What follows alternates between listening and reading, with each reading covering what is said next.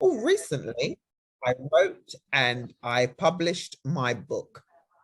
So I would challenge any of you today to decide that you are going to do something, even if it sounds completely crazy, just so you can say you're doing something purely for yourself. And this is the first time you've ever done anything like that. Would you give us one more poem? And I wanted to say congrats to you for your wonderful appearance on Newsnight this week, talking about the cost of living crisis from the carer's point of view. So apart from that, you're a lawyer, a family rights expert, and as well as a poetess. So you're firing on all cylinders today. So we're thankful. So give us one more, Miss B. Okay, I'm going to do They Can See Me Now. Okay, this was actually written for Holocaust Week. I was asked to write something. So clearly it's not about me. Anybody that knows me knows that I'm full of it. But we have to think, when you are doing something creatively, you give it creative license, and you can write from any aspect of the arena. So it's like an out-of-body experience. You see somebody, you can actually think, what is it that body projects? And as being a good writer, you see things from other people's points of view. And so this reminded me of a client that I used to have, as well as a couple of people I've met along the way. I used to be the invisible woman. It was not magic, just my life. No more parents, no children, and certainly no one's wife. From home to work to home to bed, only thoughts of my own morality filled my head. I used to stand in rush hour and look around, but all that I would see was strangers pushing past, not even acknowledging me. Faceless people who may have been potential friends, but I'd never know. Our eyes never met, not even if they apologized for stepping on my toe. I'd see them at work eating lunch, but I always stayed away. Never thought that I would yearn for someone else's company any day. I had been grown to believe that people take advantage of those who are less able, so I strived to ensure that I was always completely capable. If you don't want help, you'll never need to give it back. Learn to shun relationships, must not be pitied. I never wanted that. But now I think, when I'm gone, who'll be there to mourn me? Would anybody say I'd made a difference? What would be my legacy? The difference now is that people are always staring at me. I really don't bother. I don't even notice, because I have other things to see. It started a year ago. I was retired and I was so lonely, I started to feel afraid. So I decided to go for a walk by our local shopping parade. My neighbor started approaching me. She used to say hello. I always ignored her. Rude when you think about it, but I never wanted to know. She seemed to be crying. She just didn't look right. I wondered if her and her husband had had another fight. I was feeling really tired of my own company, so I allowed our eyes to meet, and she looked so downcast and almost unsteady on her feet. Are you okay? I said nervously, before I thought more of what to say. And surprisingly, she heard me and started coming my way. Oh my God, what if she wants to talk? What have I done? She just crumpled into my arms, but for emotion, I'm not the one. She said her partner left, she drank too much, and now her children were in care. It's so difficult at home with their toys and clothes, but no children there. She felt she had no future and contemplated bringing things to an end. Said I had stopped those thoughts as she realized that I could be her friend. Me? Is she mad? I was feeling sorry for myself. This is some cruel joke. How can I help when I have spent my lifetime avoiding folk? I couldn't believe it, but it's been a year since that cold November day. Things have changed so much, you'd never imagine. No way. My new family are at my house or I'm at theirs nearly every day. I babysit, they take me out. There's never enough time in any day. This year, I got a Mother's Day's card and birthday cards as well. And I've shown her how to talk to the bank about her debts. It's not such hell. They have seen, they have shown me my house can get messy, work can be left undone, especially if you are busy. No more people watching, but having fun. I did get some strange looks at first, kids of a different color calling me Nan, but at least they see me now. I'm no longer the invisible woman. Imagine, by pure accident, I got more than I thought I could ever give. And out of the blue, I've discovered I really have a life to live. I used to think I was a dreadful fraud because I was only feeling sorry for me. But I've ended up helping someone, even saving her, and she has helped to set me free. How is it that by taking one step, you can receive more than you ever gave and ensure, without planning it, there'll be loved ones at my grave? Well done. Love it. Well done. Absolutely beautiful, Bev. Thank you so much. And what will be the title of the book when it comes out? The book, I've got that here. It's called, years ago, a very good friend of ours, Omri, nicknamed me Justice. One, because I'm a solicitor, and two, is I'd cross the road and go and fight with people if I thought they were taking liberty with somebody. And so I'm always trying to look after people and make sure that they are okay. And so he called me Justice as a joke, and it stuck for over 25 years. So my book is called Justice versus Life, because all of the poems are about life situations. So the website's up, and you can put it in the chat, can you? I could. Yes. I could, but I'm using his his Apple. So I'm okay, we'll get those details to people. Yeah, you can get those details. But I've actually got a website, and once Nadia finishes her stuff today, I've got cards that I can send out. She's doing the cards today. So give me a week and it'll be good to go. Thank you very much, Bev. Come on, give her some love. Give her some love. Wow. I think this illustrates so perfectly the process. And when we come back to Bev later on, you'll be able to see where she is in the journey and how much of this process means you being proactive in developing your book, in marketing your book, because once a book is published, that's one thing, but being able to market the book, she's got a website that's ready, the book is almost ready to launch and go. So these are part of the things that you do in preparation for your book and different ways that you can market your book. So again, Bev, thank you very much. That was inspirational. And I don't think we need to say anything more as to why your words need to be published, so that it can be read in libraries, in schools, in old people's homes, because your poems bring life to people. And that's why it's important that we put our gifts in a place where they can go on for posterity and don't take them for granted. Now, can you imagine if that woman didn't unleash those poems, those words to share with us? We would be less because of the wisdom you have shared. And that, I think, is an inspiration to all of us. So thank you, Bev. Thank you very much. It was my pleasure. But now I'm going to phone back my granny. And exactly. Okay. Okay, so hopefully we get to hear from you a bit later. Thank you, Amal. Would you like to continue now? Okay, and, I think you've had a few people just joined as well. So you might want to welcome them. So I'll just say welcome to Spirit First. Spirit First Publishing Masterclass.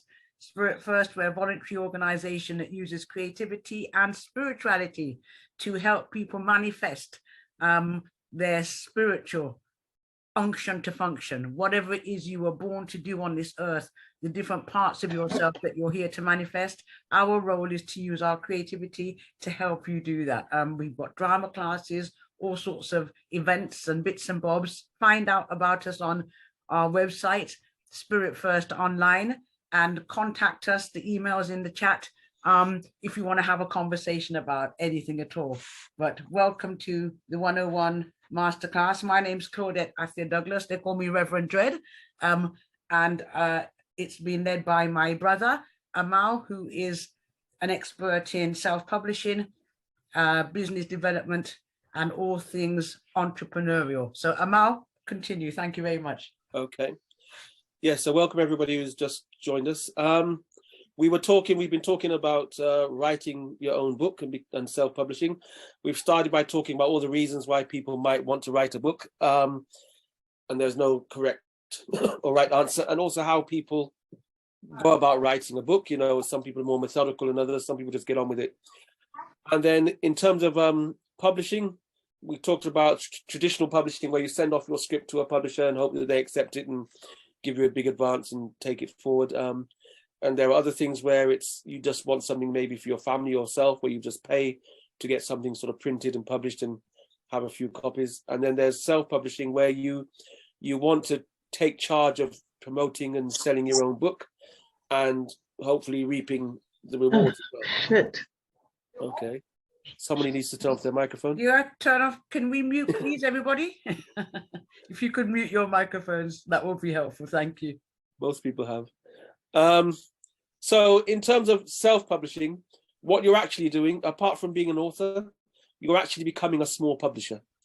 So that's what you have to bear in mind. You're taking on the responsibility of becoming a publisher, and that requires sort of four areas which we're going to talk about: building the corporate profile, ISBN numbers, editing and design, distribution, and distribution. I'll talk about each of those briefly, and again, if you have questions, you can write them, or we'll have a little time for questions afterwards as well. Building the corporate profile is straightforward. It's like any organization or business. You have to have certain things in place, like I've got hello, send it to, you have to have a telephone number that is answered correctly. If people want to know to send you something, you have to know where to send it, whether that's an email. In this day and age, you definitely need to have a website of some sort, some internet presence. Some people have even gone beyond that now. They don't have a traditional website. It's all TikTok and YouTube channels and Facebook channels, but you do need some sort of online presence. I've got well, fax is probably, some of you probably don't even know what a fax is. Never received one in your life. Pick it up from, you have to have some kind of address that if people need to get something from you or send you something, they need to have some kind of physical address somewhere.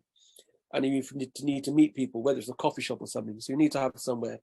And there are lots of options now for service offices and mailing addresses, etc., etc.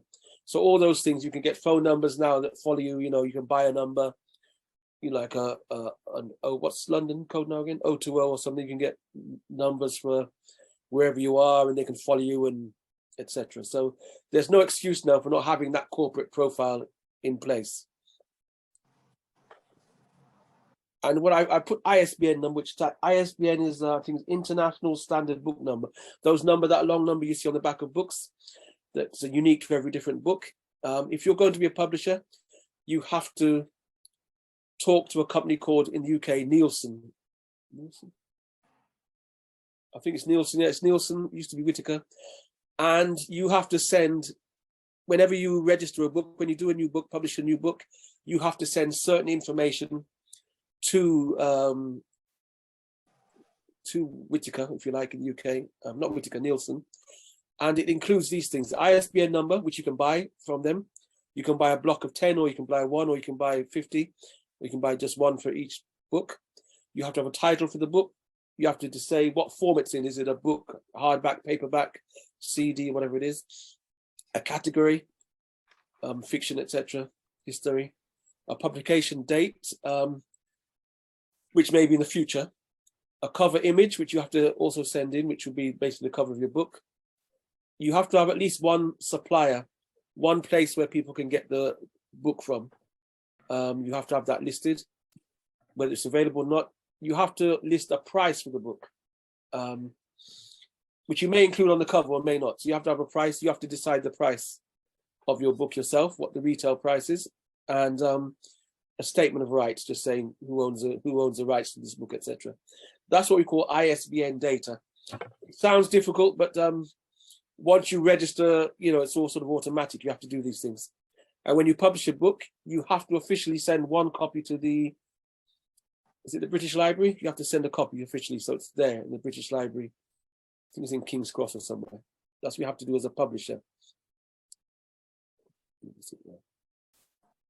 So that's Sorry, can I just ask, who did you say you get the I number from? Nielsen, Nielsen, Nielsen. That's the only person you can get it from? In the UK. Yeah, they're like the official distributor of ISBN numbers in the UK. Okay, thank you. Yeah. And when you go onto the Nielsen site, you'll see other information for publishers. So it's a good place to start. So that's the official stuff that you need as a publisher. Also, of course, if you're writing a book, writing it, as Bev alluded to, writing it and getting the words out is one thing. You have to now design your book. You have to decide what the page size is going to be. I mean, first of all, you have to decide if it's going to be a printed book or maybe just an ebook, for example. But whatever you do, you have to work out what the page size is going to be. Normal page size A5, if you like a normal sort of small book, is an A5 page. You have to work on the fonts you're going to use.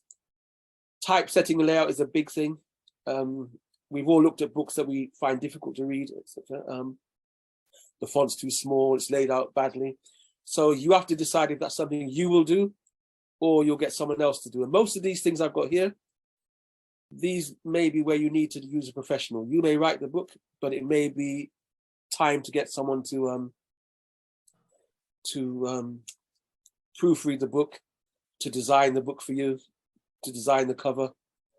And you've got to write the back cover blurb. The back of the book, where you normally have something about the author, is actually where you have to be very clear. You have to use that to promote the book. You have to use that to make it clear that not just what the book's about, but you are the best person to write this book. So you really have to use the back cover blurb to sell your book. Think about it, it's not about what you like. It's about really pushing the book.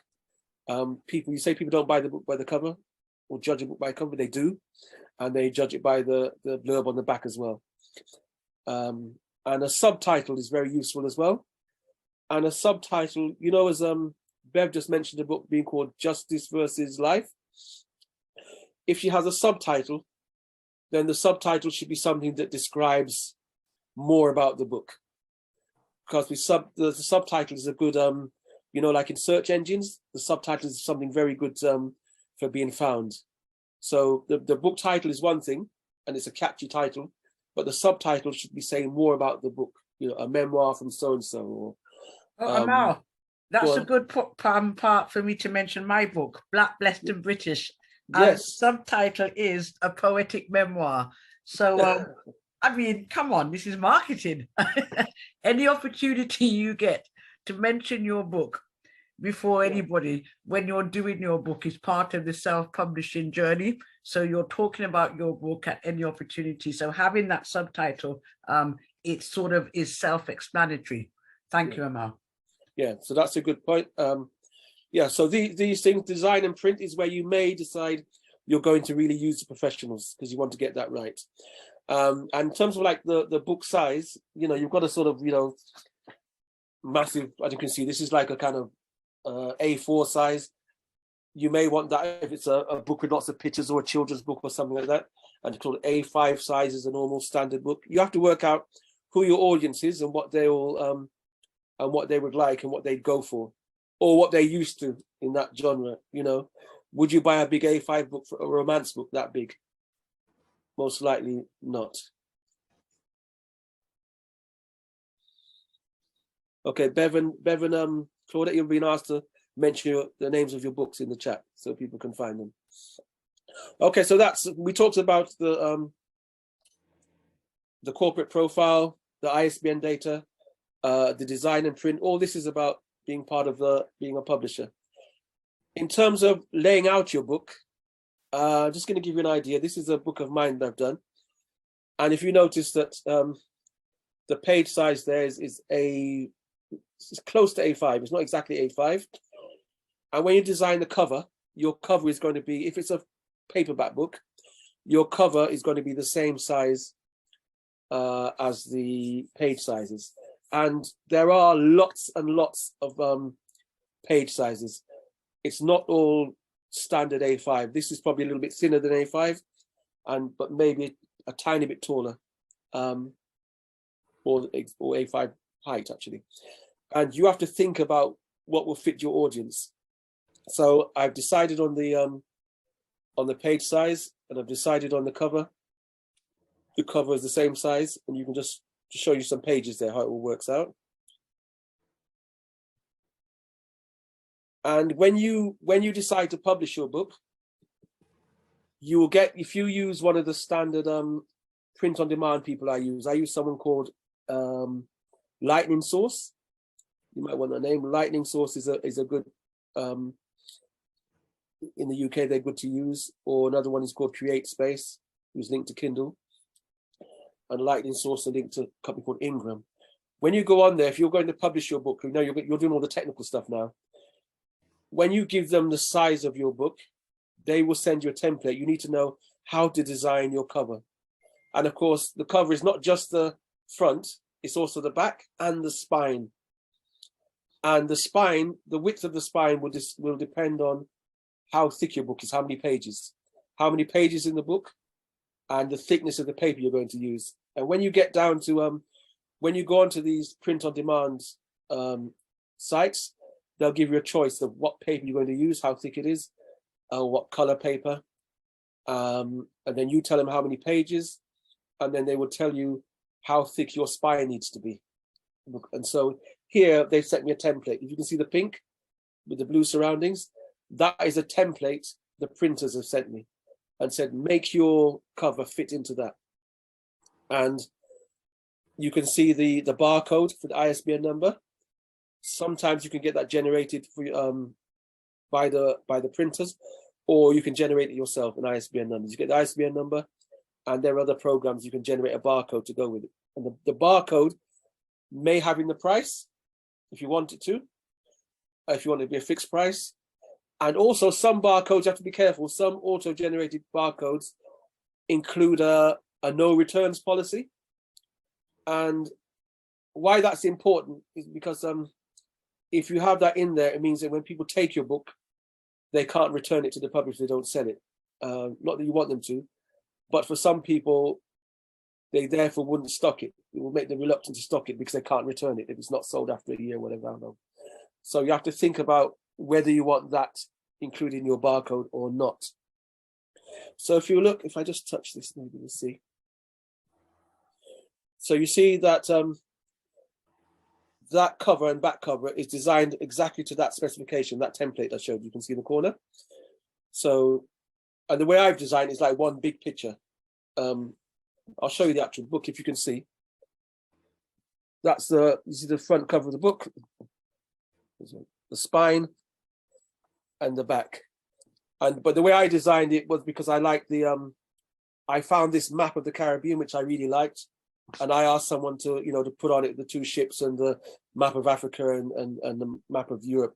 So so I'm not the designer, but the designer followed my request, as it were, and I found the original map.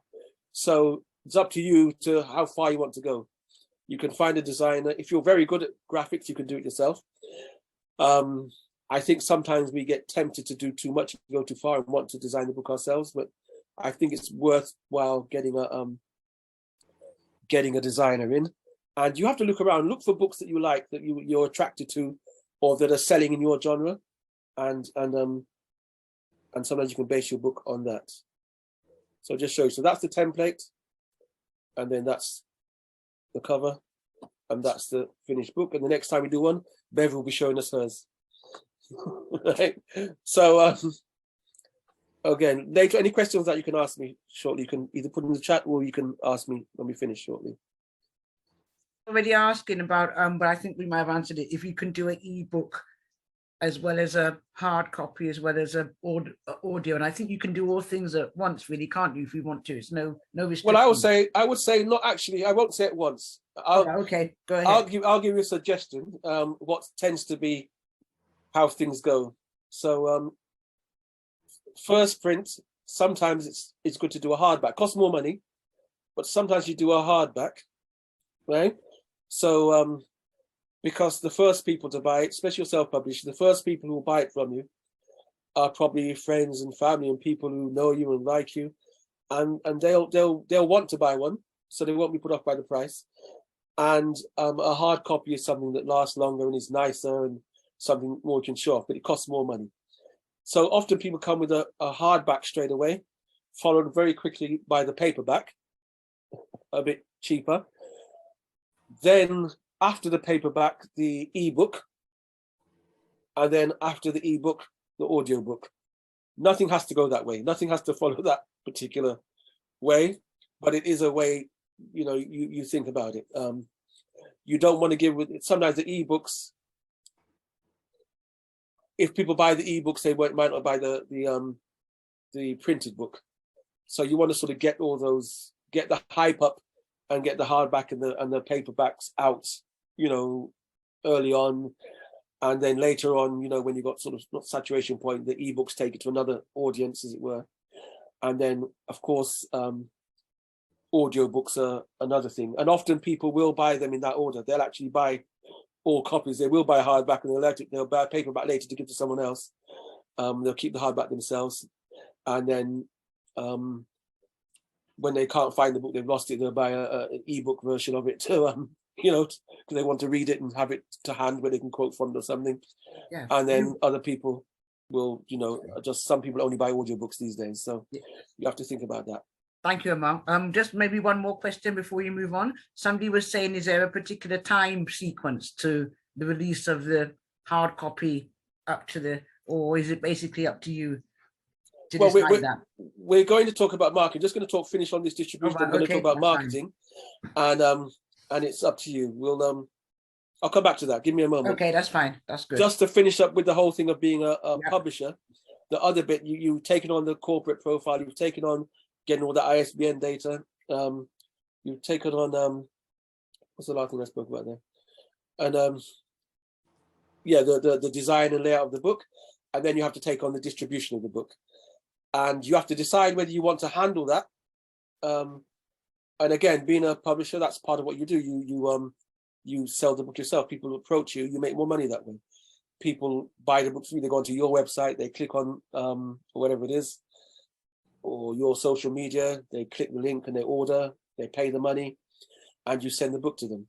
And so obviously you make more money that way, you're handling everything. Even if you use Amazon, you can still use your own Amazon seller account, you know, where you set up an account on Amazon and you're the seller. They order on Amazon, but you supply the book.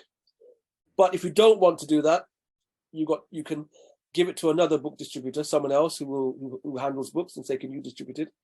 But also, most of the people you use to print, you call it print on demand, will actually set up a kind of Amazon thing for you as well, where you actually people order online via Amazon and they send the book out. They print the book and send it out directly. You don't even know who's bought it. It just goes out. You just get some money in your account. The way they work it, let me talk a little about print on demand. Print on demand, what it is, because I've used the term POD, print on demand. It's very important. In the sort of old days, if you're going to print a book, they would tell you, you know, you can print 500 books for £3 each, or you can print 10,000 books at, you know, 90p each, or something like that, or some more £2 or something like that. And people were printing 5 or 10,000, whatever, the thousands of books, and then what happens is you sold 20 or 30, whatever you sold, or 100, and then every time you moved house, you were moving this whole garage full of books that you had full boxes and boxes, and then eventually there was a flood and half of them got ruined, and then another time you couldn't be bothered, you left them behind, whatever, all kind of things happen. And so people printed loads of books in order to get this really cheap deal. Print on demand, as allowed, is that the new technology has allowed us to get past that. You basically pay a setup cost, which is probably in the hundreds, maybe less, of pounds to set up, and it can be less, it can be much less, and then you pay per copy.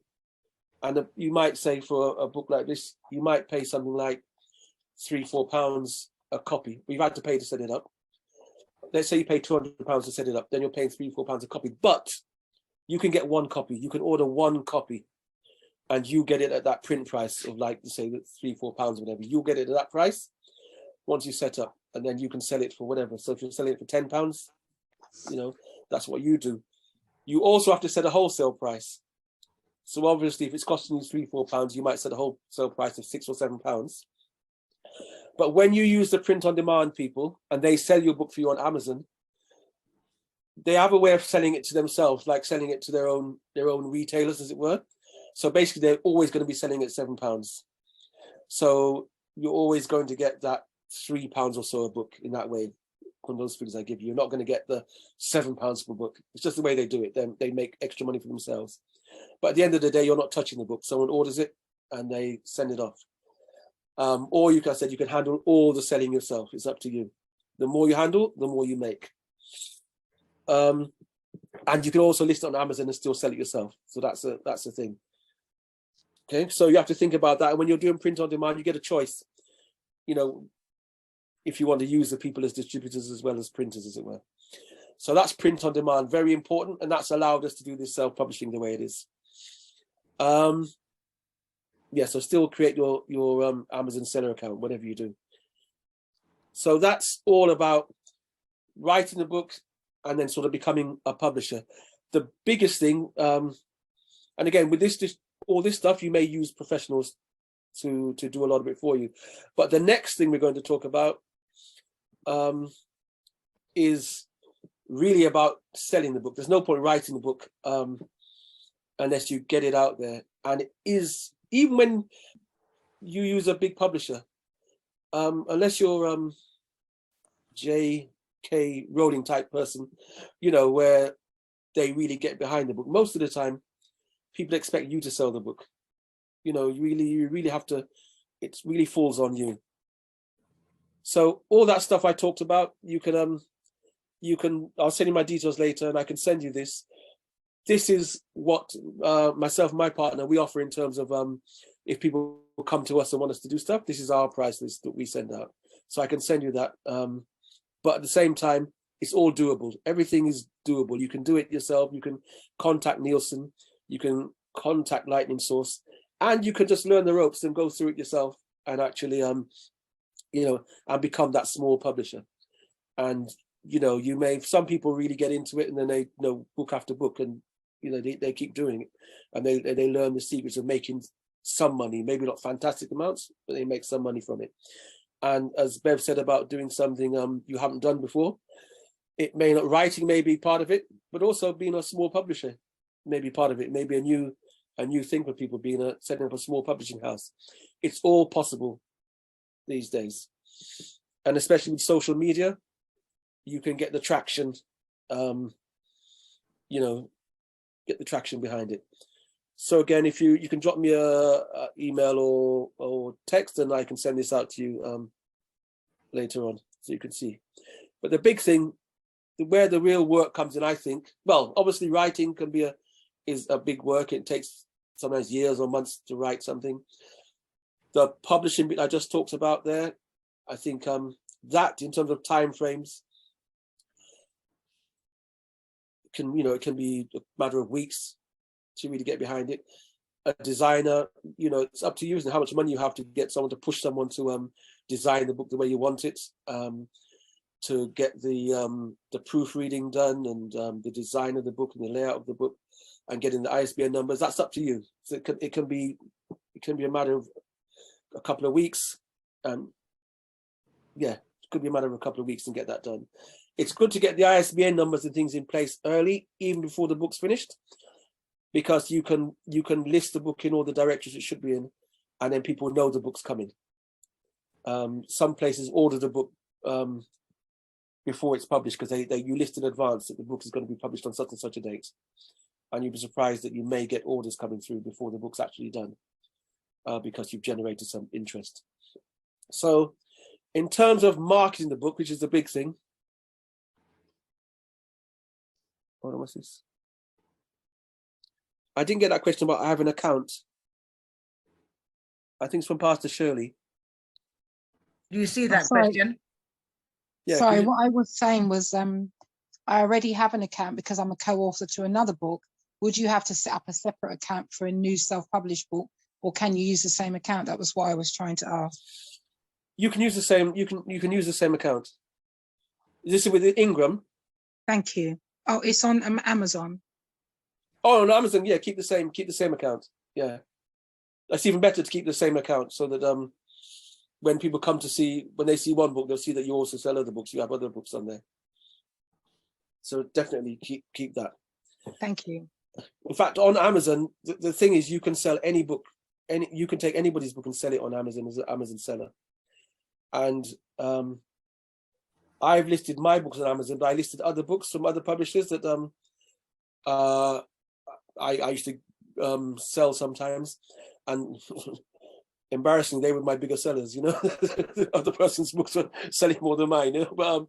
But it's okay. So you can actually list any book on Amazon that you want to sell, and it might be good for your profile. You've got all these other books as well. So, you know, other books that may be in the same genre, etc. And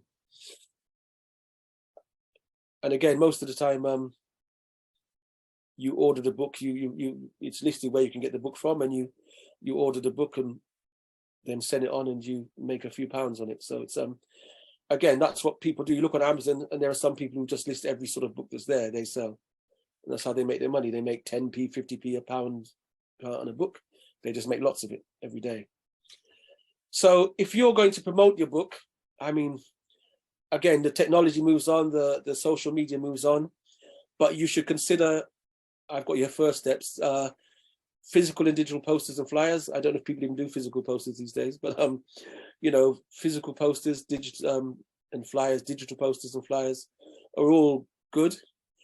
Obviously, your own social media, your profiles. If you're on social media, your profile should have, you know, your book, author of, available from, should definitely have it there.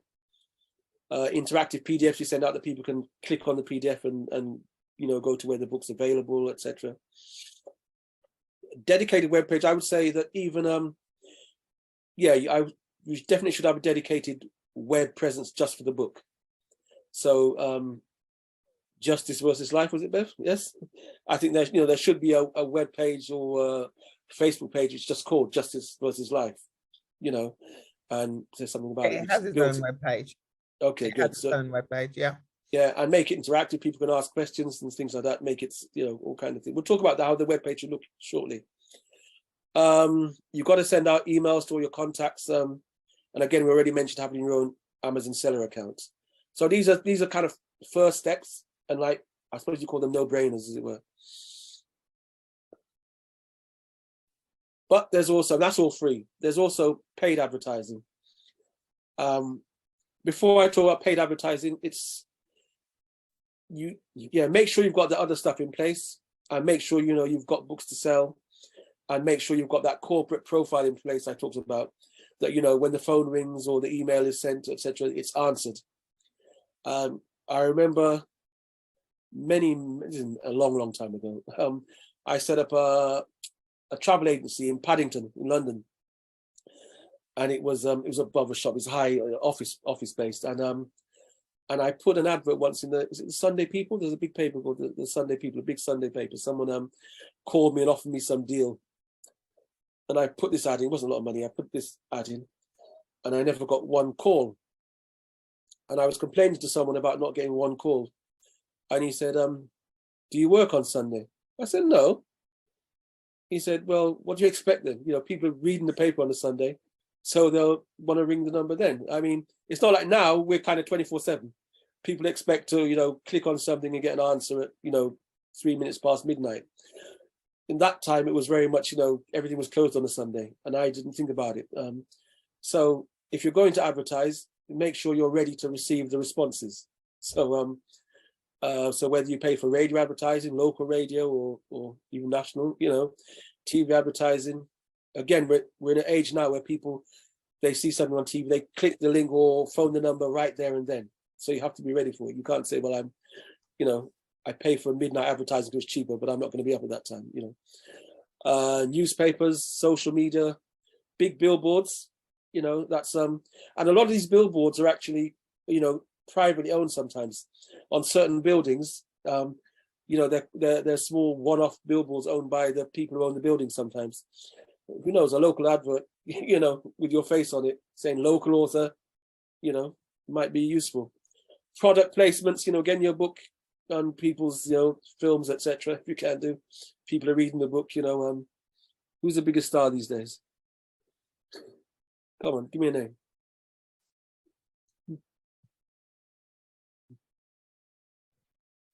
That's is it Idris? I don't know. Oh, there you go, there you go.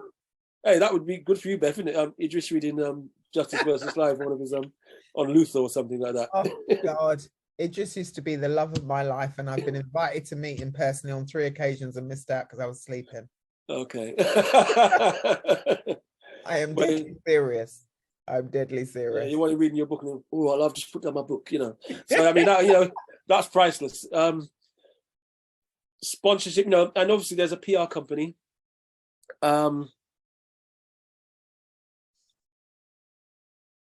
There's PR companies. There are PR companies. I'll talk about that.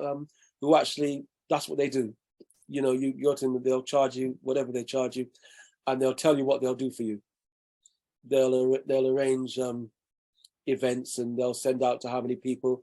They'll get you on shows, you know, talking about your book, etc. It may not be. It may not be on, what's the big one called, Loose Women or something like that. It may not be on that one, but it may be on.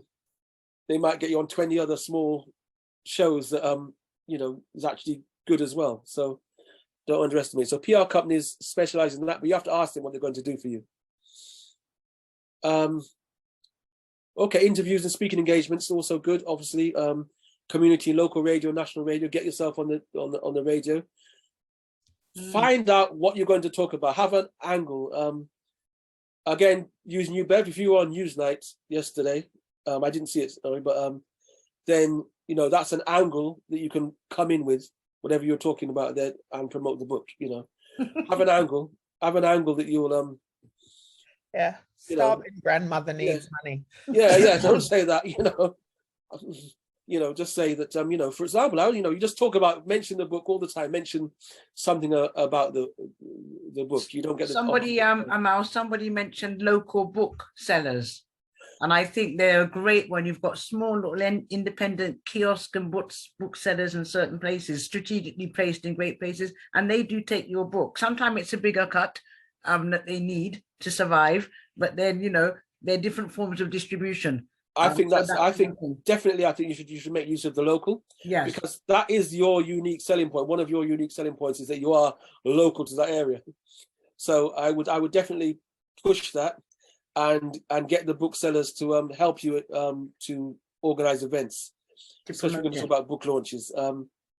And book launches, you could have 1,000 book launches for the same book. Mm-hmm. Right? I've seen someone kind of PR type person helping people do their book, and he got them all to launch their book at Waterstones. But actually, it was about 30 authors all launching their book at Waterstones at the same time, so they were each other's audience. But you know what? It was a good PR thing. They could take pictures, you know, my book being launched at Waterstones, and I've got a crowd. But the way he did it, you know, he was sort of everybody supporting everybody, as a sense. But that's a good thing. Always take pictures. You can have book launches for, I said, local areas. You can have them online.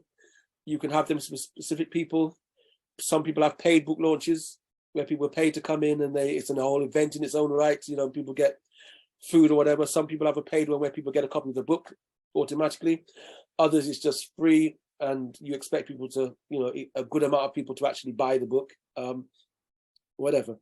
Yeah, so, and Carla was just mentioning Costa do a sort of business support thing. So launching launching your book at Costa Cafes.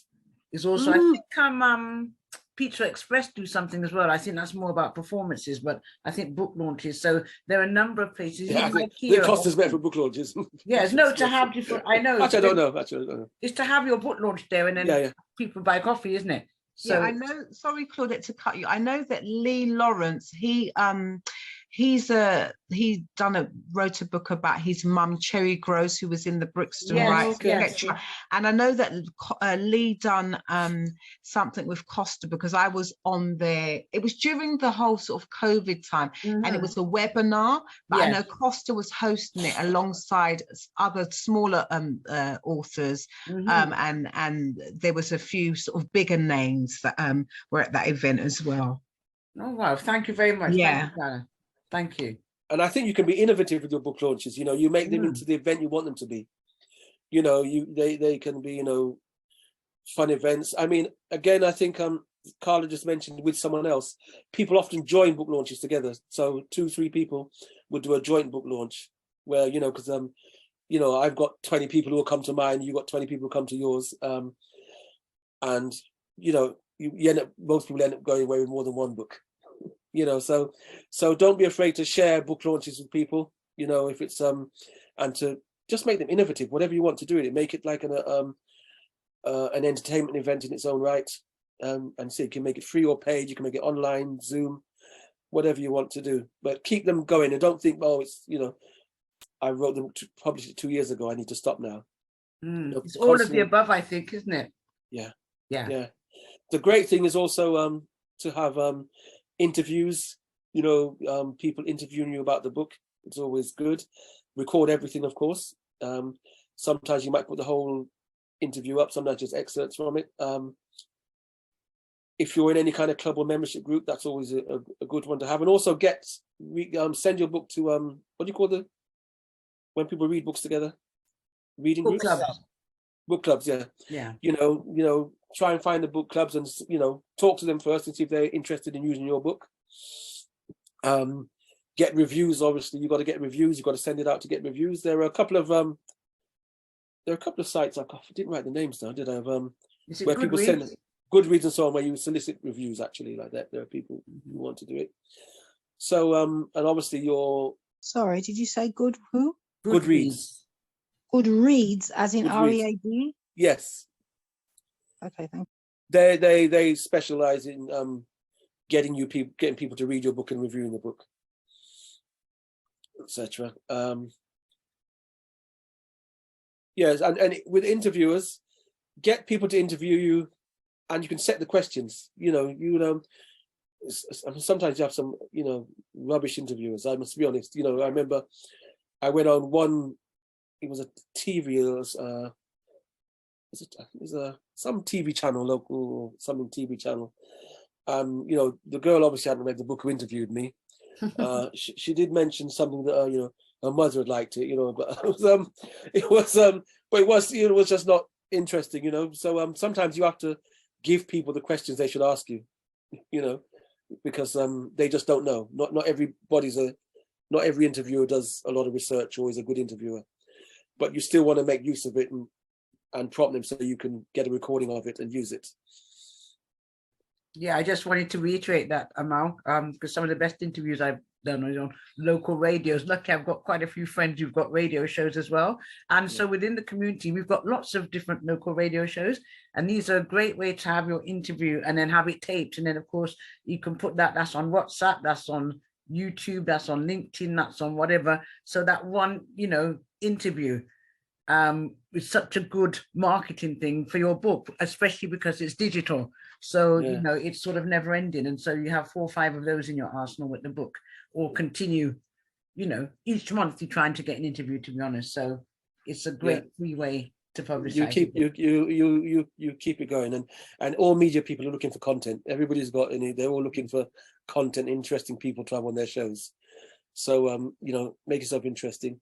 I've got prizes and giveaways, you know, they always draw attention. You know, giving away signed copies, you know, something you know, depends what it was. You know, with these, when you see a quiz if it's a simple question, you know, like what's the capital of England or something like that, usually it's because it's going to cost you £12 a minute to answer to enter the competition and make loads of money.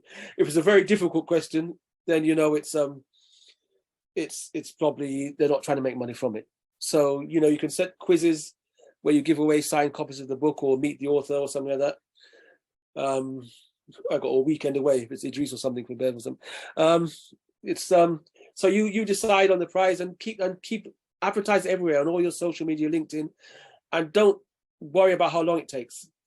If you see some of these things that give away holidays or something on TV, they probably been running the same competition for about 8 months or something. You know, they're not gonna, and they're still not gonna draw it till about June. You know, so it doesn't have to be, oh wow, you know, just keep competition going, and you're getting people's names and addresses. They won't enter unless they're interested in getting the book. And even if they don't win, when you do communicate who's won, you know, maybe you offer them a deal to get it half price or something like that. Yeah, and somebody mentioned about giving away the best chapter, Amal, which is something you always say. Yeah, I always do that. Where I know what I feel. Sometimes, you know, you write the chapter or the one, or let's say if it's a poetry, you know, the best poem, and if you're going to give away something, that's what you don't want to give away. You don't want to send that out to people so they got it in advance. But actually, do you know what? That's what trailers are for. That's what film trailers are for. They show you the best bit. Many times you go to a film and the best bit is the bit we saw in the trailer, you know, and the rest is rubbish. You know, that's what hooks you. So we have to follow that sometimes. Give away, you know, don't get precious about it. You know, it's already out there. So give away or share or read the bits that will really hook people, make them want to buy the book. The whole point in you know, reading excerpts from your book is so that people will you know, like it and want more. Yeah, so don't be shy about reading or giving away your best chapter. And all of this you can link to what we call, you know, fundraise, not crowdfunding these days, depending on the book and depending how you do it. But sometimes crowdfunding is a way not just of raising money to publish the book, but actually it's a way of raising interest in the book. Because what you're going to go, you know, people are going to, again, you can give away, you know, dinner with the author, signed copies, normal copies, you know, whatever, you know, a book launch event that they come to, tickets for, or something like that. You can give away all those things in crowdfunding for your book, and it generates some interest beforehand. So, you know, it might be very useful. I love what June says, Amal. She said she wants to give away her, you know, the best chapter, but then her best chapters are what she finds most captivating. So it does take that process of sort of letting go and realizing that once it's out there with the public, but it takes a time, because it really is about giving that sort of best version of yourself. Not everything, but give something good that's going to grab them. But some people post on social media the first chapter of the book or first piece of the chapter. You know, they post a bit because you know it starts really well. You know, and people get gripped. They want to know what happened to that character. You understand? Mm-hmm. So sometimes people just post it, a long post on social media, and people start reading it. You know, and they say, you know, you can find out more. You know, sometimes they give away a little bit more after that. You know, the second bit to it, and build it up, and then you tell people where they can get the rest of the book from. All sorts of things. So be innovative, you know, and think of something that struck you before, something that that got you interested once, that you responded to. Think about that, and think about how people, and think about your audience, what they respond to as well. So pricing, and all this is about marketing your book, which is your responsibility. And we already mentioned book launches, celebrity readings. You know, get those people you know to come to your events. I think Carla mentioned it a while ago. There were other well-known people. I think that is it Costa. So things like that. Celebrity readings is also good. People will come to hear people. Free or charge, we talked about. Tailor it for different audiences. You know, again, yeah, you've got, you know, people who go to the church group, people who are professionals, you know, fellow professionals where you work or something like that. Different. So think about your audience and have book launches with different audiences, and choose a different thing to read in those audiences, or the how it's going to be. You know, it might be more interactive at some than others. You know, So tailor for the audience. Always record them. Always record and video your launches. That's priceless material, you know. Again, special guests is always good to have. Again, always make sure that you get the names and contact details of the people who come to your events.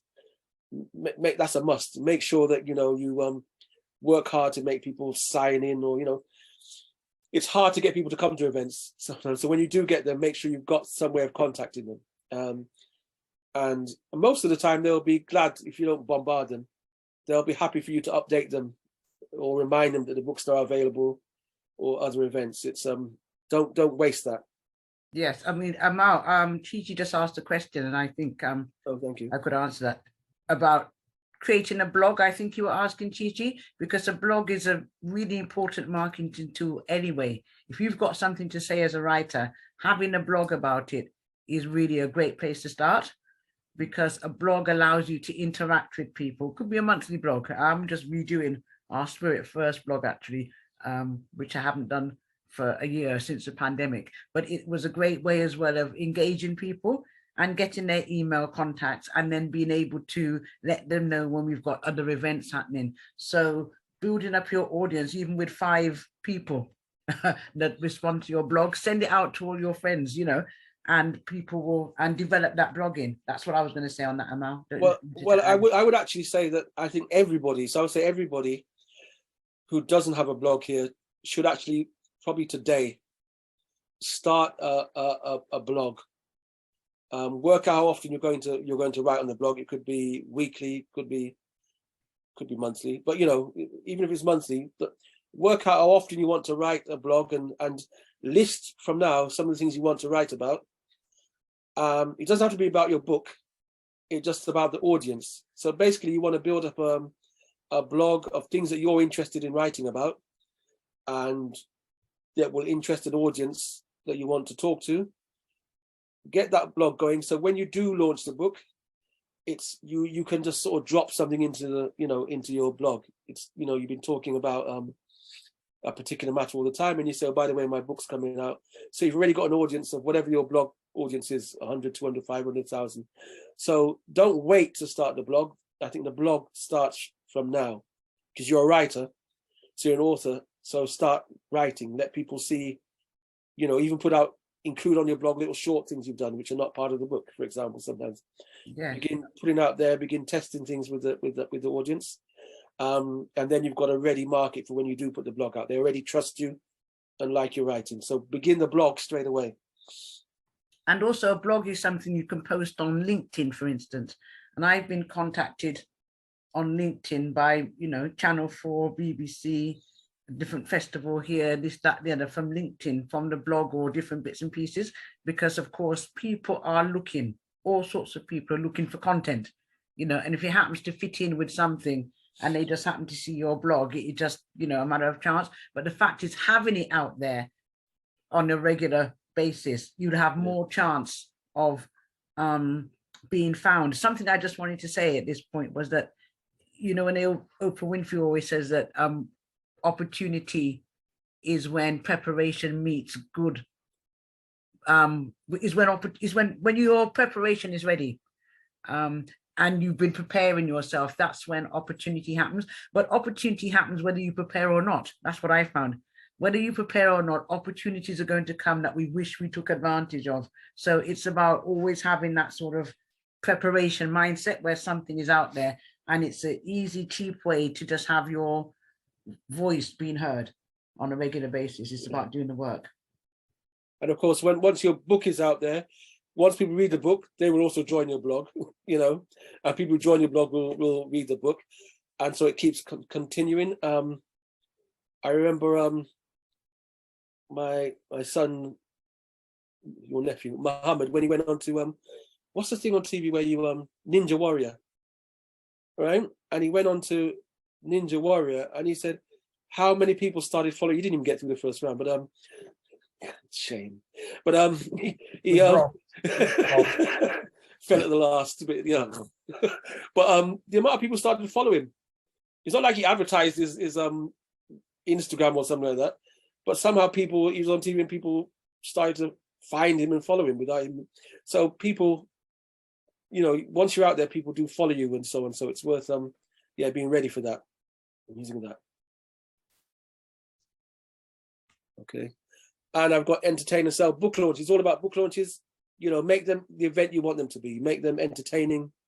You know, yeah, that people will bring other people. Even the person might not buy anything, but they'll bring other people back to the next one who will buy. So yeah, so really, book launches, you have to do them, lots of them, and you have to be innovative with them. Online, local, whatever it is, with people, by yourself, entertaining, with guests, whatever it is you do. So be innovative and do book launches. And okay, yeah, this is again, Bev, you used the term earlier. I can't remember what it is. You said something like blow your own trumpet, but I can't remember the term you used. It was something particular. But it was that, yeah, when it comes to being an author, you can't be shy. You know, we know sometimes it's not good to show off and blow your own trumpet. When it comes to being an author, absolutely. You have to blow your own trumpet. You have to let people know you're an author. You have to include in your profile that you're author of XYZ, the book. You have to say it on all your profiles. You know, it's so and so, author of such and such, as well as whatever else you do. And you've got to comment when you're commenting on whether it's YouTube or other videos or whatever things that people are on social media. You know, it's okay to say, as I say in my book. you know, I mentioned this in my book. You know, right post gone. No, sorry, I was going to say that June reminded us that Bev said that we have to get the memo to ourselves. Okay. We give ourselves a memo to remind ourselves. Memo to self. I'm an author. Exactly. Memo to self. Yeah. And again, as well as doing your blog, you have to, again, people follow people because they're consistently commenting on certain things, but they're making useful comments. You know, especially on LinkedIn, I find it when I just make a sort of useful comment on certain things, you find people following you. It's so write posts and articles about different things. And remember, sometimes when you'll just say at the bottom of it, you know, so and so is whatever they are, author of such and such. You know, so it doesn't have to be about the subject that's in your book, but the fact that you write articles and write posts and have your profile at the bottom is good enough. Make sure you get reviews. I thought about comment other people's. And can I just add to that? Just taking Bev, if she doesn't mind, as an example, when you say useful comments, because people are coming to you because they find that you give value.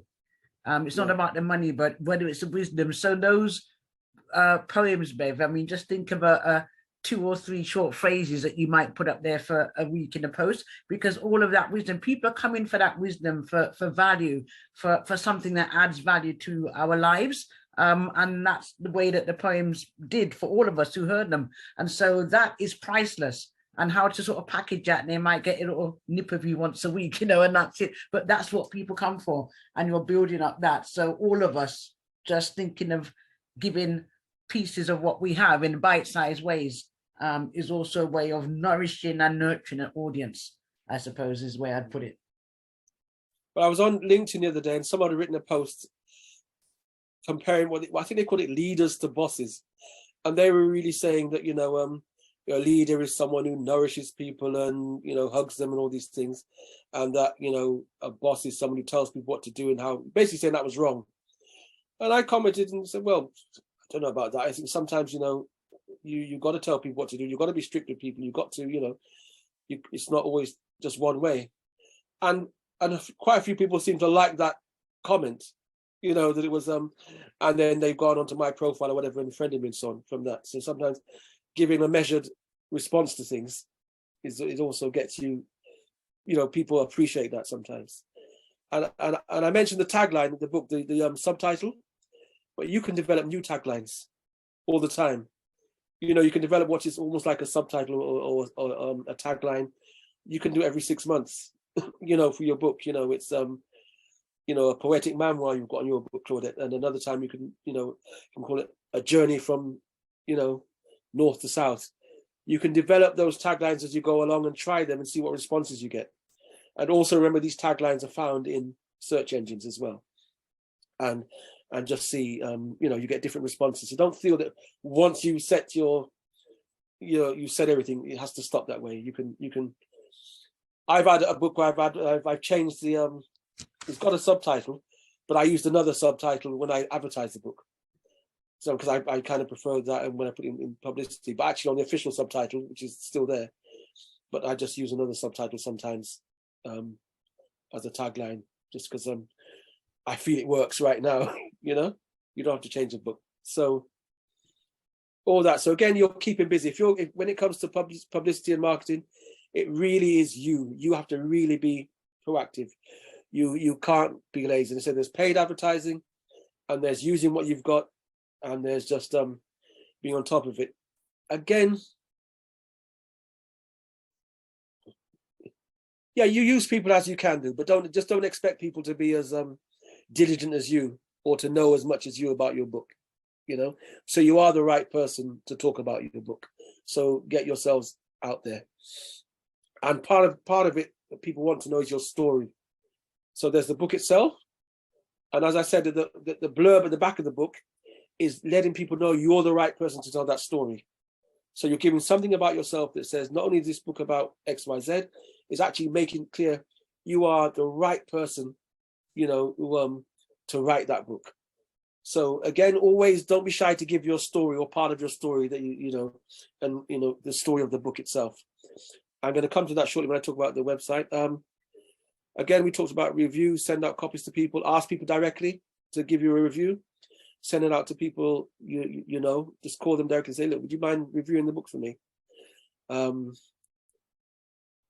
Dedicate comments on, I've got on the webpage, comments on. Having friends do videos and pictures with the book as well, friends and family, Yeah, or whatever, to put it out there on social media. Is just the review these days can be a little video review. It doesn't have to be a written review, you know, that like in the Times, whatever, you know, this book was such and such and such. No, sometimes it can just be someone saying, fantastic book, man, I love it. That's a review of the book. You just post 2 that minutes, everywhere. video reviews toward the chapter. I got comments on. Don't be scared to get comments. You know, don't be scared that people are going to write on the, you know, the book is load of, you know, this book's a load of crap, whatever it is. That's it's not nice, but actually it's okay. You know, it's, and you can comment and say, yeah, sorry you think that, you know, but could you tell me more? Somebody just asked a question there, Amal. You can look in the chat, but just before I'm thinking of a very good friend of mine. He was a mentor and very important in my life, Eric Parslow, but he was a sort of guru on time management and productivity.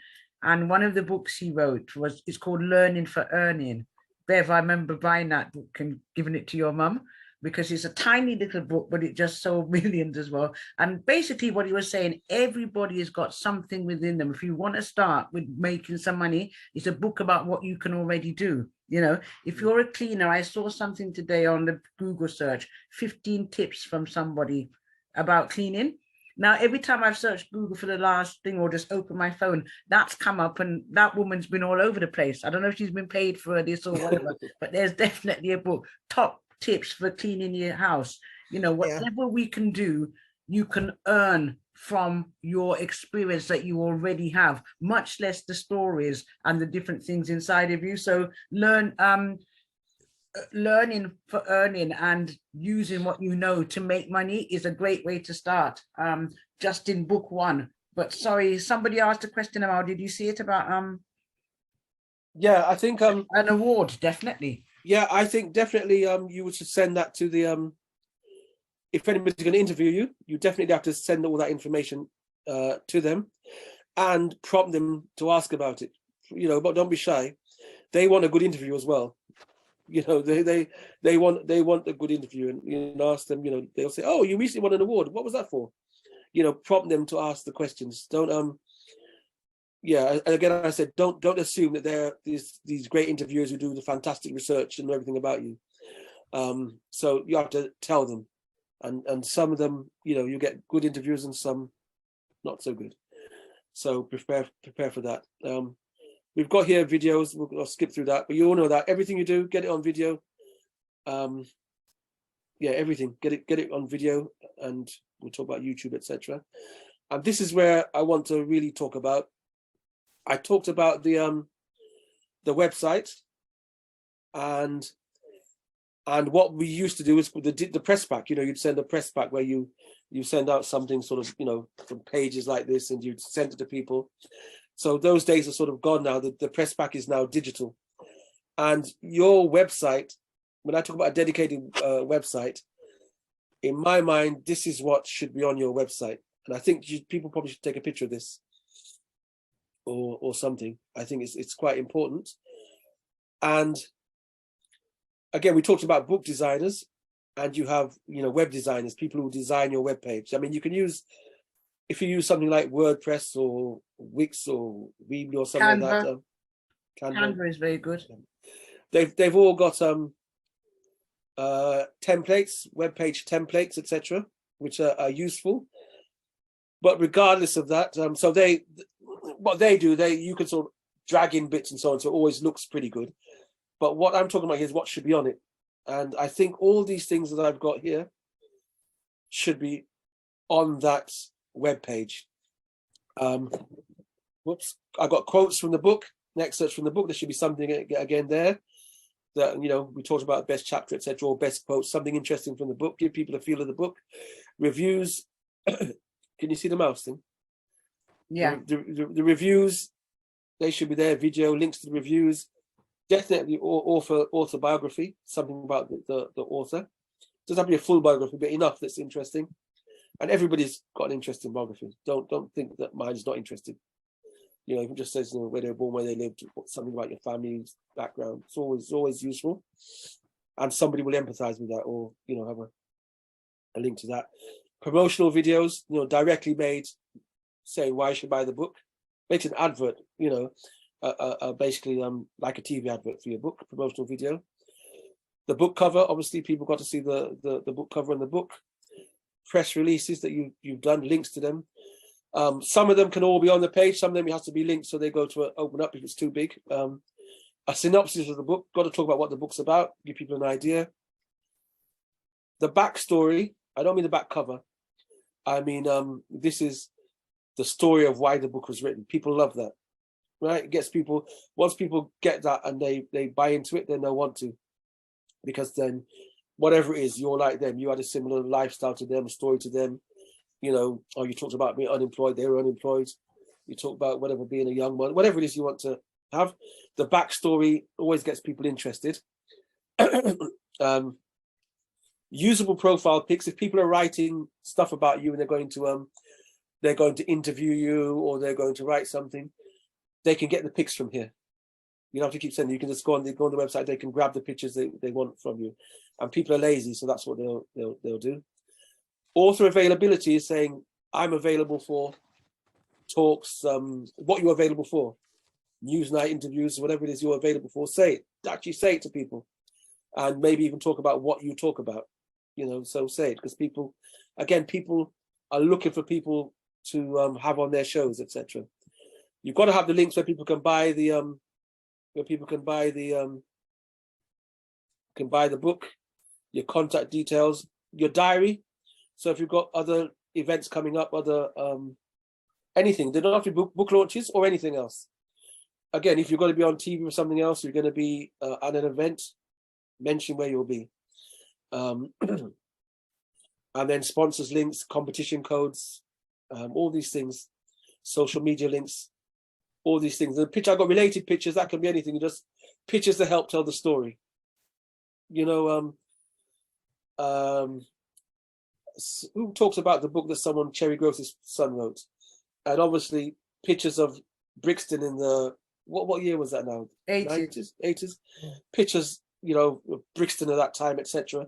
and other things all help tell the story, you know, when people read it. So all that, so make this page, you know, make it really useful. It's got everything on, and send people to that page, I think somebody's asking a question about the landing page, Amal.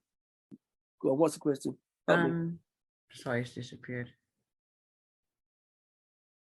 Did the person want to ask it? I think yes, Pastor Shirley. Yes. What do you want to know, Pastor Shirley? What I was saying, Amal, is thank you, Reverend Claudette. What I was saying is I currently have a website, which is my health and wellbeing business website. But I was wondering, should I have a separate page which just has, because the book will be a memoir, but it will be in relation to health as well on there, or have a separate landing page specifically for the book? Definitely a separate landing page just for the book, as well as obviously having a link, a picture of the book and a link on the main page. But definitely a separate landing page which is about the book, and then obviously when it's got your own links in there, like your social media links or other links of the author, that will take them to the main page as well. One of the things, this is what my main business is. So on all my social media, I have a Linktree link, so I put everything in the Linktree link. So if anybody wants to know everything about me, it's all under Linktree, and then they can get everything in one go. Yeah, again, I am, they don't. People are lazy too. People want to click less, but definitely, everything should cross-link. Definitely, everything should cross-link. But I would definitely say have a page just for the book. Have a page which is just for the book, which you can keep building. And you don't have to worry about the layout of the other pages then. But then have a link, from your main page about the book as well. But this particular page, I think, have it totally dedicated to the book. Okay, thank you very much. I appreciate that. And don't be shy to promote this page. It's got everything on it. So that's the main thing. I really think people should, make a note of that. And again, it's about the content of this, the layout. Get someone who designs web pages to do it for you. Make sure you can edit it and update it yourself. Don't make it that you have to depend on them, because things will change. Your events will change. The upcoming events will change. If push comes to shove, you've got Fiverr that are very good. You can Google them, so you can get things done between £5 to £15, £20 with, isn't it? All sorts of things. So they're worth looking up if you need somebody to create these things for you. Yes, actually, that's not bad. Around. Yeah. And some of us have got family, young members and things like that. But actually, there's Fiverr, and there's another people I use like Fiverr, but I use them for all kind of little things on websites. And can you make this happen? Can you make that? And can you make that? And it might cost you usually about 20 quid or something like that or more. But still, it's all right. Just they do things quickly for you. And Pastor Shirley, someone had their hand up. Yeah, it was me. Sorry, just in relation to this same thing that you said, that, what do you call it, digital online press pack, all of this stuff, are you saying all of this should be on the landing page, or how would you present this pack? Okay, let me go a little further. Are we giving it to somebody, or no, it's all online. I mean, you can print it, which is what people used to do. They print this and send it out to people. They'd send something like this out, like a small booklet to people, and they send it out with all the information. But I think today everybody's expecting to see it online. So where would I put this? On the landing page? Where would it be? Where would we have this? This is your landing page. Oh, I see. So all of this should be on the landing page for the book. Yes. Yeah, so for example, again, go back to Bev, Justice versus Life, right? So really, if you can, justiceversuslife.com or whatever. This is the page. That would be the page. Okay. Something like that, if you can. This is an example I saw of someone similar. This is from a sort of PR company, and this is how theirs is laid out. This is the top bit of how their page is laid out. They got a video there. The book's obviously called Lady in the Window. And look at the a blueprint of how to achieve professional and personal happiness. 2017 Best Book Award. So we talked about the awards earlier. Winner, fiction, romance. So she got the name of the book, the author, the subtitle, all there, all searchable. Right? So got a picture of the book there, some links there, how to contact the author. What's all that stuff there? Some other bits and pieces, there's a video, and it goes down further. And all other bits and pieces. So I'm saying how it looks. I've concentrated on here what should be on it. But how it looks is up to how you get the designer to do it, how the designer makes it look, etc., and how neatly you want it, and what kind of theme you want. You know, what do you call it when it's kind of quite sparse, the white background, or do you want it packed with lots of stuff on it? It's up to you or the designer you have. But I said, concentrate on what should be on it, and it means that when people get to that page, there's nothing there that they nothing missing. They want to buy, they can buy it. They want to learn about you, they can learn about you. They want a picture of the cover, it's there. If you type in Justice versus Life, you can pre-order a copy now. Okay. For Bev, and you can also see her performing one of her poems. They're not going to do then because I'm supposed to do it now. Oh, right, okay. Okay. It's basically there. It's all there. It's all ready. Yeah. It's already waiting to go. So you can see she's already got a poem up there on YouTube as well. So there you go. In terms of getting that presence out there, she's already whetting people's appetite with her presence. Unfortunately, my designer was unwell. She was seriously unwell and was in hospital for a few weeks because we were supposed to launch the book in November coming up, but unfortunately she's been unwell, so that's what's delayed. And we were supposed to talk later. When your designer was supposed to talk later. Yes, I've told her we're running over, so she's gonna have her dinner and then. So basically that's the information is there though, isn't it? The information is up there. Everything's there, the poem and that, so the presence is still there, even though that you've still done that work, the back end room to get everything ready. Now it's just a tip so people can see it, they whatever and that. So I think that's important that you've prepared, because anything can happen. And the important thing there is that you said you can pre-order the book. So people can actually pre-order the book before the book's out, even done. So I didn't say that there, but you add that to it, so you can put it up now. And you're always tweaking it, but people can order. So it's a bit like crowdfunding. People are ordering the book long before it's actually finished. And Mark, can I say that from my point of view, just to let everybody know that I think that was one of the best things, because when you have the book on pre-order, of course, the cost of doing this, as somebody doing it for me, which you did, and we'll talk about that more, it was covered in a pre-order. So being able to have it up and people ordering before, people are already buying it before the sort of product is all finished and fully edited. So all of that is about how you market it and how you see that. You got to know that you're going to finish your book before you start selling it. But I'm saying, but basically, you know, all of these bits and pieces can be being done beforehand, and that will motivate you as well. So it's just very flexible in that sense. Yeah, and you can put, and the people pre-order, you can always put a little card in there saying thank you. You know, when you send it out, because it's you, you know, you're controlling it. It's you. So there are a couple of links there that people can take down. Nielsen is the one I said, the ISBN number. iStock is if you want to buy photos, you know, you want a picture of you know, people walking on the street hand in hand or something. You type in things into iStock photo, another place, and that's one of them. And you can buy for a few quid, you can buy pictures that you can use. Ingram Spark is the people who use for POD, purchase on demand. WordPress, DreamHost, where you can get websites from. PR Web are the people who did that that person's page I told you about. Create Space is a bit like Lightning Source, but they're based in the USA. I tend to use both of them because so that I get that.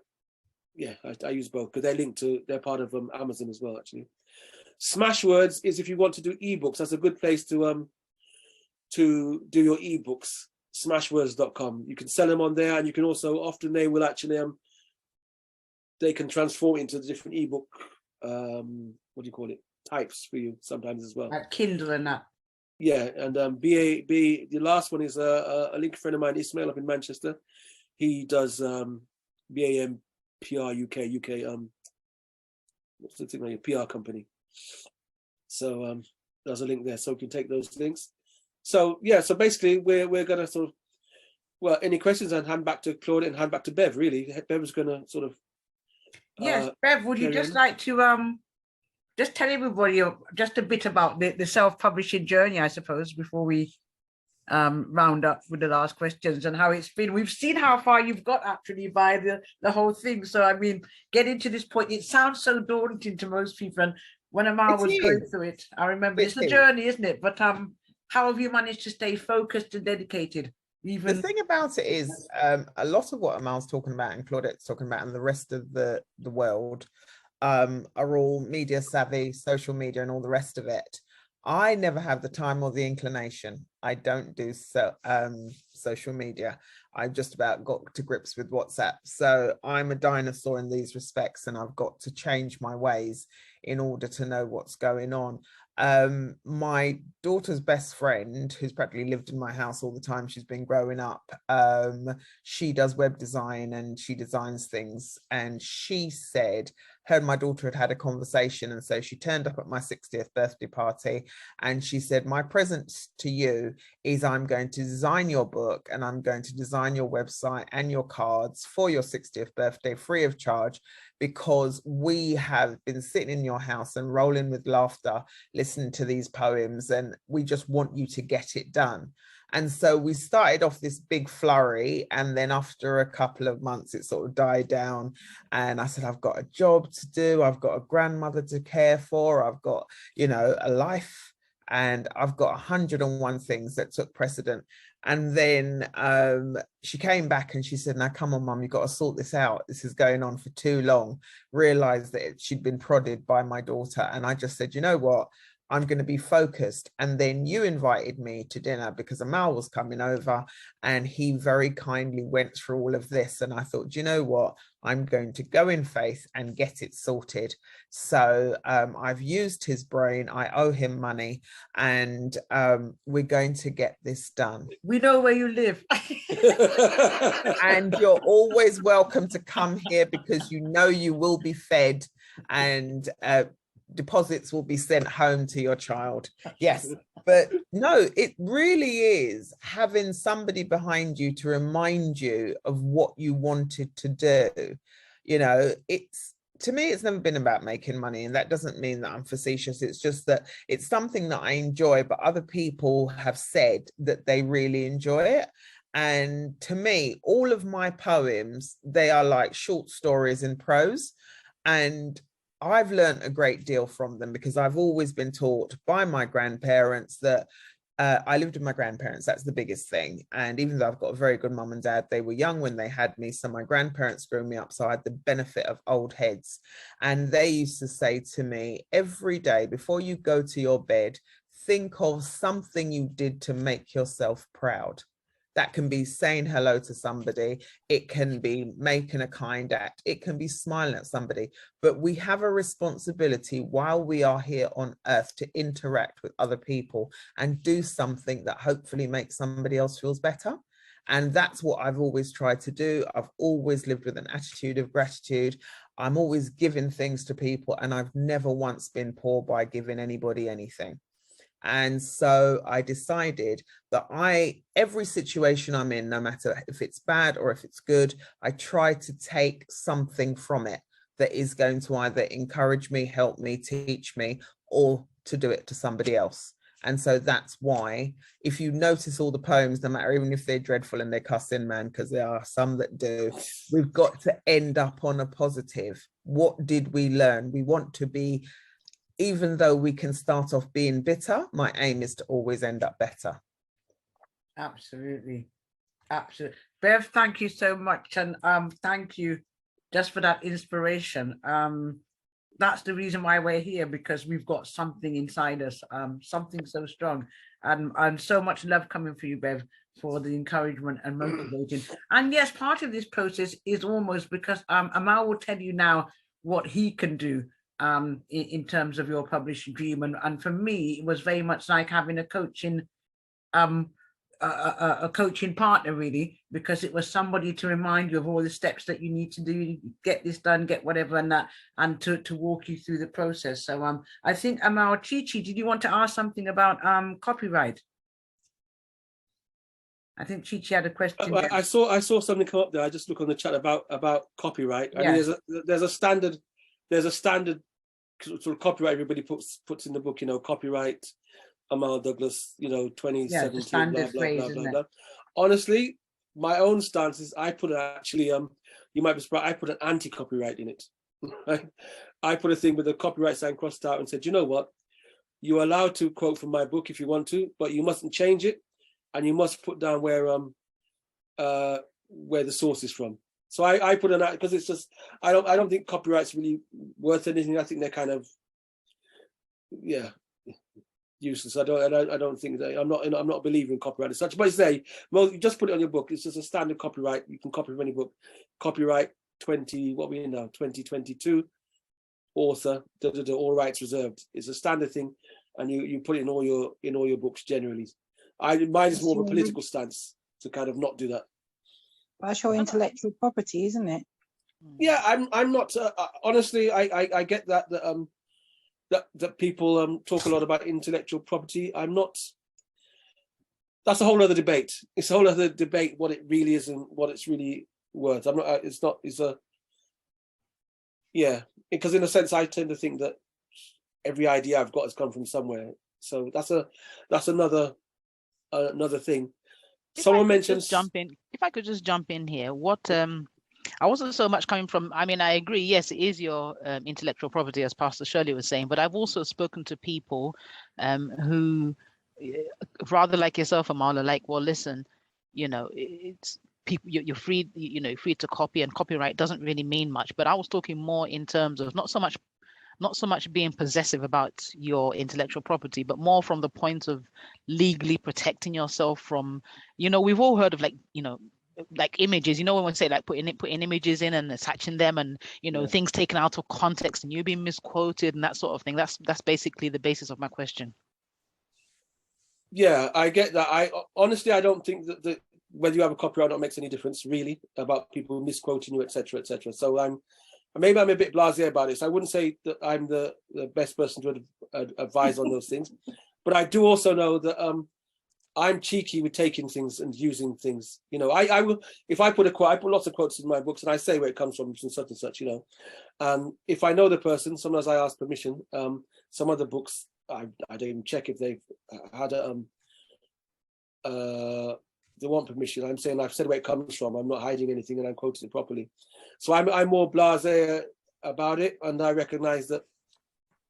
Yeah, I should probably not go on too much about that. The fact is, as well, when you send that copy, the first copy that you send to the British Library, of course, just the same with plays as well. That's where everything is there, an imprint, in the original imprint. So that's to some extent is protection as well, isn't it? It's protection. But definitely it's standard. To put a copyright thing in your book is standard. Normally, you just so you know, it will be it's normally on that imprint page. Oh, thank you, Jessica. Jessica says she missed Bev's performance from the beginning, but you will have a chance, Jessica, to see performances next year with the Queens of. Can I just say that someone just quickly? Someone mentioned Smashwords. Yes. Someone actually used it. The one for the ebooks. I saw someone making a comment that they'd actually used it. That it was difficult. Which I never found it difficult, but maybe I was just probably in the zone when I used it. And I've not used it for a while, but then they said they actually got, not long after that, they got a check for 60 quid or something. So it's kind of it's definitely worth using those different channels, as I said, for the ebooks and audio books, etc. It's worth using the channels, so your book has a long life to go through. You've got the hard copy, the paperback, you've got the ebooks, and you've got the audio books, for example. So each book has a long project life, as it were. Yes, I think we've slightly running over time. Yeah. Go on. So I think. But I just wanted everybody to make sure they put their email in the chat, if we haven't got your email, just so that we can continue the conversation. But I think Amal, did you want to say something about what you? I think you know what I've got that price list and stuff that I showed people, which says what we can do. I think people if you just take my email or phone number. Take it down and just drop me a line and I'll send you anything, any information, or if you've got any further questions, I'll send you that. We can get in touch that way. I think sometimes when you take the emails in Zoom, you lose them. So either you take them down now, Claudette, or something. All right, so if everybody take that down at office@dmcconsultancy.co.uk, and it's www.olympicsprintbusiness.com. So do now. A Jamaican childhood and a Jamaican dawn. Alhamdulillah. Yeah. Oh yes. What were some of the books that we were? Did anybody want to say before they went? Put it out there. Some of the genres, or even the title. We've got We know. Actually, could I ask people to send me that too? If you send me, like Beverly Ramsey, if you could just send me when you email me, just tell me the name of your book and any links to the book, etc. That would be good. I'll try and copy it from here as well. Yes. Okay. Wonderful. Yes. So having the genres and the titles out there will be good. So okay, I think that's it. Yeah, I like that. Wonderful. Okay. Listen, you can find me on YouTube this Wednesday, live and direct with Reverend Red. We are looking at preparing for your greatness, that preparation. Are you ready? And definitely I can say that you are, because you're here. So this is part of it. So I hope that you check me out on YouTube, 9:30 live and direct this Wednesday. And thank you all for being here. Bev, thank you so much for your wisdom, your inspiration, and your encouragement, and for all of you that have taken part in the chat. Thank you very much. Amadi, do you want to say the final thank you? No, just fantastic. Thank you for letting me be here. I enjoy doing it. I hope people got something from it. And yeah, don't be shy to get in touch. Please take the details. And yeah, and I look forward to reading some of these books. I like the names of some. Sorry I didn't get to talk to everybody about the book in the okay. Chat. Many thanks, everybody. Take care. Take care. And Bye. get in contact with them now. Thank you. Start the ball rolling. Thank you. Wonderful to meet you. Thank you. Nice to meet you, Beverly, Pastor Shirley, Carla, all of you. Happy to contact with people on LinkedIn. I put my LinkedIn thing there as well. Oh, fantastic. Definitely. Thanks, guys. We could promote and support each other if definitely. We've got some poetry events and performance events coming up. So that's why I want to make sure I put our details in the chat. Spirit First Creatives .com. Please just email me your details as well, just to make sure we don't lose them, so we can let you know when these events are coming up, so that we can and we will. That's what we're here for, to promote each other's work and to support each other. Everybody can sew in at each other, obvious. That's what my granny used to say. You know, one hand can't clap. You know that we're there. So therefore, we're clapping with each other and using this opportunity to support each other. Listen, have a wonderful, wonderful. Before you go, Reverend, yes, I can't save the chat because it's on my phone. Is there any way you can save the chat and send it to us? Save it. I think there was a way, you know. I can ask my daughter. I'm sure there is. Yes, there's the three buttons apparently near the smiley face, but I can't do it on the phone. Right. Okay. No, I think there's a way of doing it. Do I have your? Obviously, yeah. My email is there, shirleyjpower14@gmail.com. And I've also put my LinkedIn address there. But did you get it through Eventbrite? Yes. Oh, right. Okay, fine, no problem. I'll send that out through Eventbrite to everybody. You're a star. Thank you so much. Thank you very much. You might God get bless that tomorrow. you. God bless you all. Blessings. Take care. Thank you so much. Live spirit first. Spirit first. Have a good evening, everybody. Thank you. Thank you, Bev. You're phenomenal. Thank you very much. Take care. Thank you. Thank you. Why are you sitting in the dark, girl? Actually, I'm not. Well, it is now, but the lighting, even though there's 6 bulbs in here, not one of them make any use. I have to change it. I should have got my big ring thing, and I forgot my big ring light. But next time. All right, my darling. Okay. All right. I wanted to copy your book, but I can't find it. Bev's Justice versus Life. I can't find it. Sorry. It's Justice versus is VER